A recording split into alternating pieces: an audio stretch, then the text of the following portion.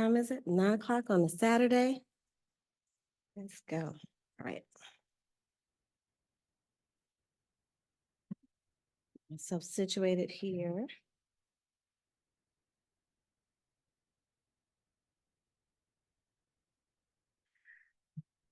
So, good morning. Thank you so much. I am going to do a little bit of telling of stories today, and I'll explain that a little bit. So I'll be reading a little bit and then talking to you a little bit. And if we're able, at the end, we can have some questions or even before that. So, all right. Can you all hear me okay? Yeah, okay, cool. Okay. Thank you for the honor of making the welcoming remarks for the final day of this amazing conference. I genuinely appreciate this opportunity. Before I begin my remarks, I would like to briefly outline my story. This is abbreviated because we would be here all day. Okay. My name is Dr. Michelle Stevens. I use she, her pronouns and am a Black cisgender het woman.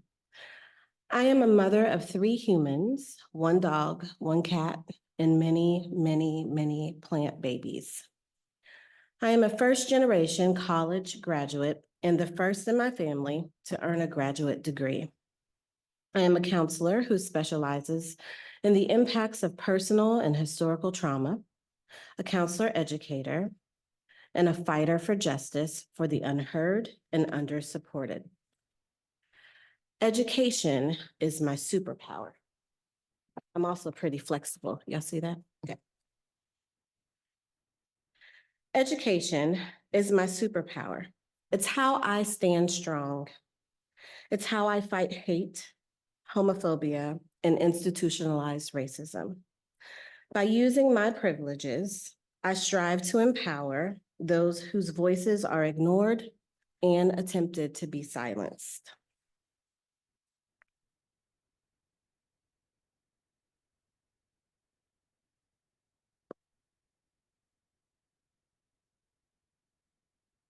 Okay. Throughout this conference, we've been discussing the importance of all identities standing strong. We've discussed why it's important to honor history as we tell our stories. We've heard about the unique challenges that LGBTQ plus faculty, staff, and students face at our institutions of higher education, and how we can create welcoming communities at those institutions. We've explored the implications of the overturning of Roe v. Wade on bodily autonomy for LGBTQ plus people and discussed strategies for building structures for belonging and engagement in higher education. Throughout this conference, we have spotlighted educational research, discussed ways to fight harmful policies that negatively impact the LGBTQ plus community, and how to be an advocate in the work. What we've been talking about is justice. We've been talking about justice for our students, for our faculty, for ourselves, for our staff. Dr. Dawn Bennett Alexander, Emerita Associate Professor of the University of Georgia, refers to true justice work as heart work, meaning that lasting justice takes individuals with the desire to create change from the inside out, starting with their hearts in order to display the behaviors that lead to change. So if we're being honest, our hearts are where most of the lasting and impactful justice efforts begin. For various reasons, and I won't go into all of them, America's attention to issues pertaining to diversity, equity, and inclusion have been more common, and those discussions have resulted in some changes in how we teach, how we advise, and how we communicate with each other. Unfortunately, those 3 words have also been used as buzzwords and sometimes boxes to be checked to fulfill agenda-backed goals and measures. Additionally, like we have discussed here during our time together, the idea of justice as a whole has been weaponized in our educational and judicial systems. That's so much better. I can see now. With the introduction of divisive concept bills and other restrictions. One of the biggest takeaways from this conference for me has been the highlight of the power in our stories. From my professional and personal perspective, there's so much power in our stories. They are stories filled with experiences that shape our awareness and how we navigate through this thing that we call life.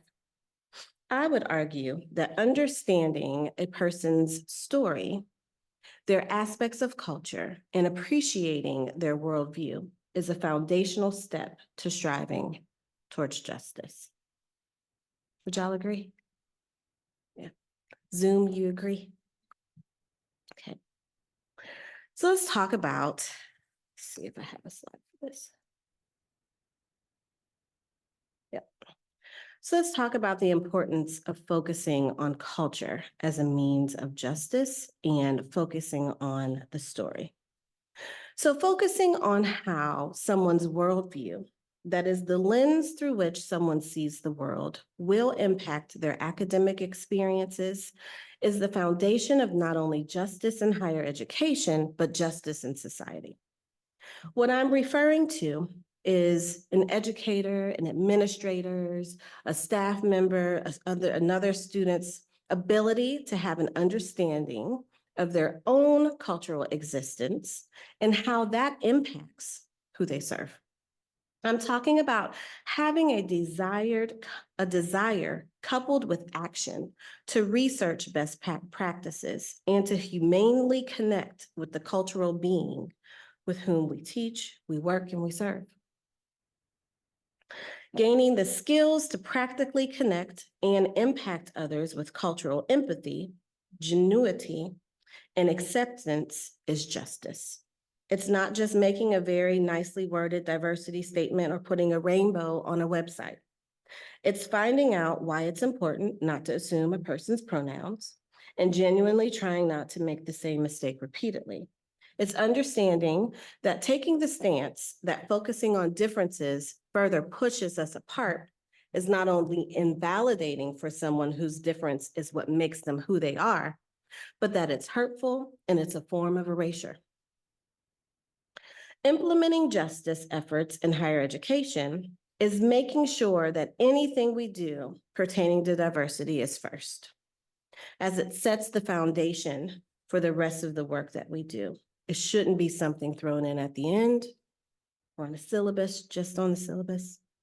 Justice in higher education happens when obstacles are torn down and the goal is to eliminate gaps, not to reduce them. Justice in higher education happens when free and open educational resources are adopted and made accessible to all students, with the idea, again, that access to education is the source of economic, political, and social freedom. So, acknowledging culture highlights differences along with similarities, which ultimately emphasizes the shared lived experiences associated with being human. In other words, acknowledging the aspects of culture humanizes our students and those we serve. I have had the opportunity to aid students, faculty, and staff on this campus on the journey to cultural humility.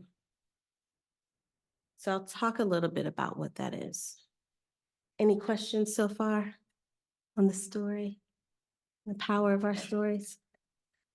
So just going over the slide, and I know I talked about this already, but when we focus on someone's story, we're illustrating the importance of the holistic nature of their culture, their whole self. And illustrates how those cultural aspects, all of the aspects of culture, can impact who we are, who we can become, and how the world sees us. Now, if this was a cultural humility lab, which I'll talk about in just a minute, I would have you all talk amongst yourselves and list all of the aspects of culture that are represented in your small group, right? And oftentimes we don't think about how all of the different aspects of our culture, our personal culture, um, impact, and sometimes they play nicely with each other and sometimes they don't, right? And the relationship between those intersectionalities. Right. So if we were in a cultural humility lab, that's what I would do. We would go through that and then we would list out all of the similarities and all of the differences. And the purpose of that would be to show that we're all human. We have lots and lots and lots of different aspects that make us who we are. It also breaks down biases. Okay. So how many of you have heard of cultural humility?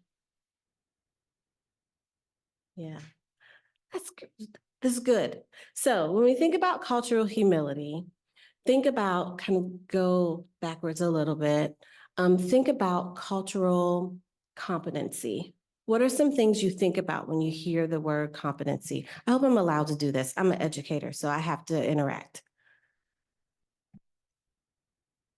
You can just shout it out and then I'll repeat it for the people on Zoom.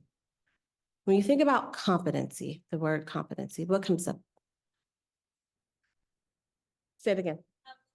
How well you understand, how well you understand something. Anybody else? When I think about competency, that's good. When I think about competency, I think about a checkbox. I've made it. I have achieved the highest level. I'm able, I'm competent, I know what I'm doing, right?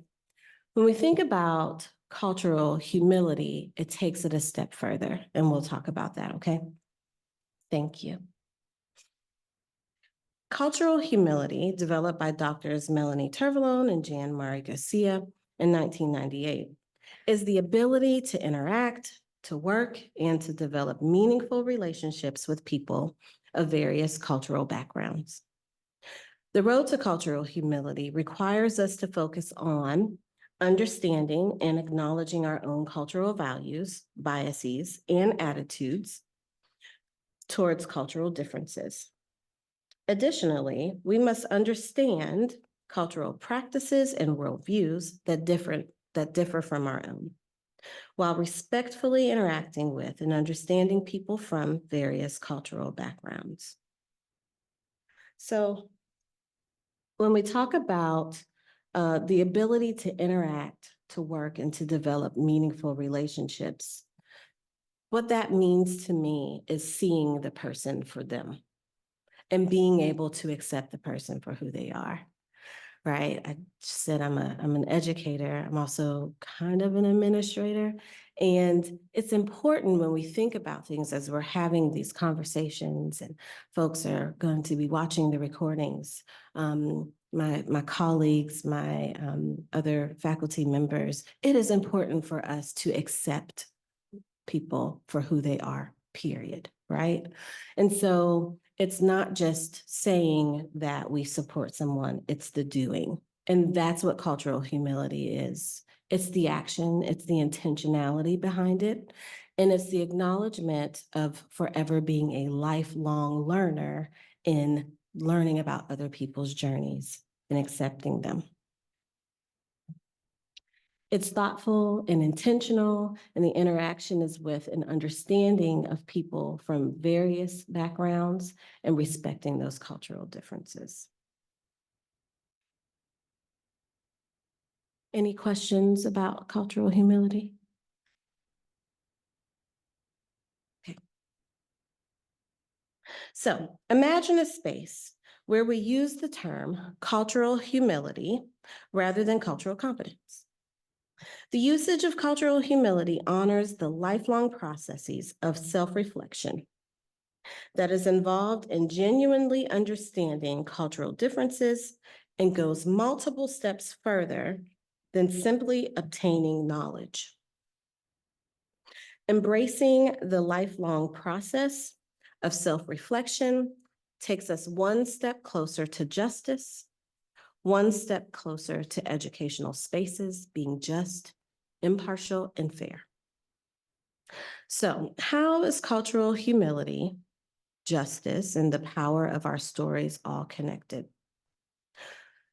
All of these concepts are connected to the idea of education as activism and part of educational revolution.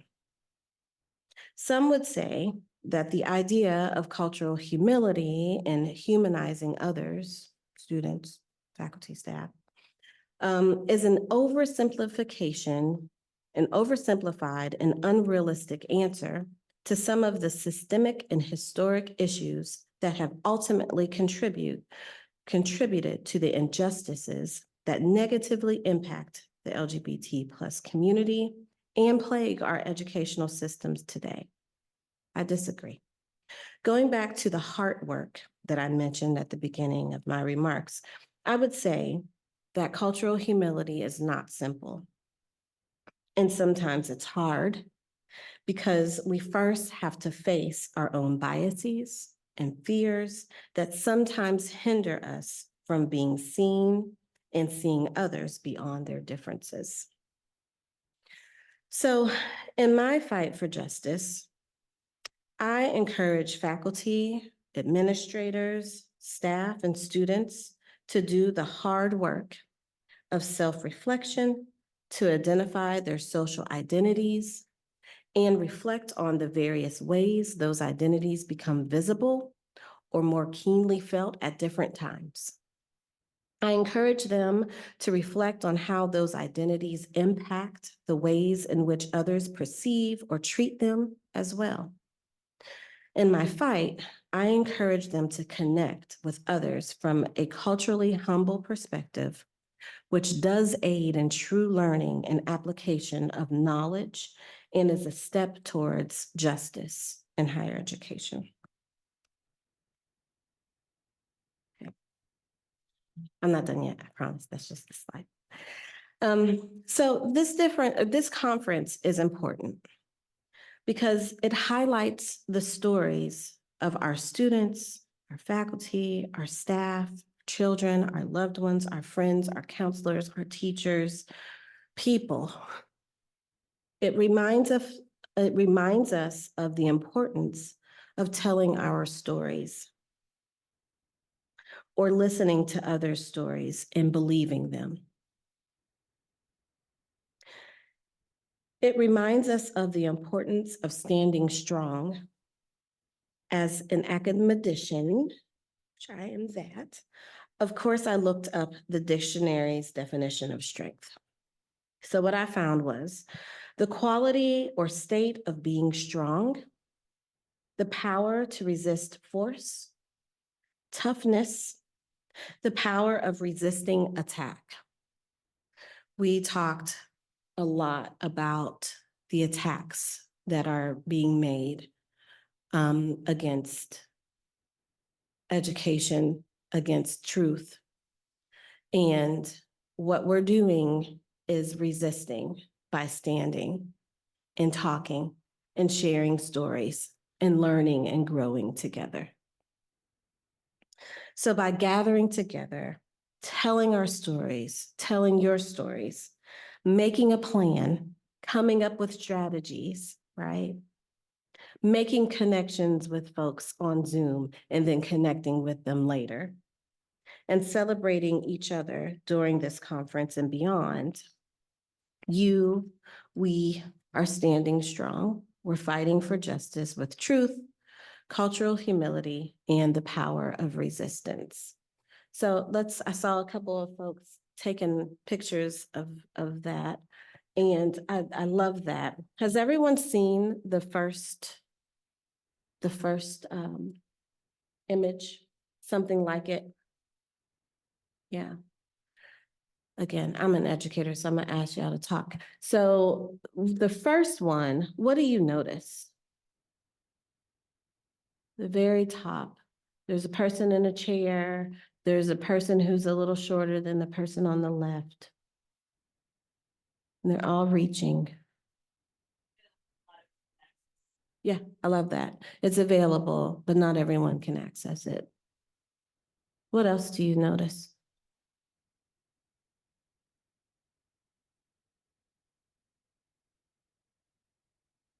Right, some has access and some don't. And to me, what that's saying is everyone's getting the same thing. That's what equality is, right? Everyone gets the same thing. But if you look at the second drawing, you can't tell it, but there's been like a little platform added, right? And so the ramp was already there, but the platform is there. And that kind of evened the playing field a little bit, right? And so now everyone has access. Notice that? Yeah, that's equity. Everyone gets what they need. But look at the bottom. What do you notice? All the apples are in the barrel. Yes. The problem has been eliminated. The barrier has been removed. That's where we're going, right? That's where we need to get to. We have to get to equity first by way of equity to justice. But having conversations like this, sharing experiences, making connections, standing strong, that's one of the ways that we're moving towards justice. I did it. Yay. I don't think we have time for questions, do we? One question, if anyone has a question or a comment. It's okay if not.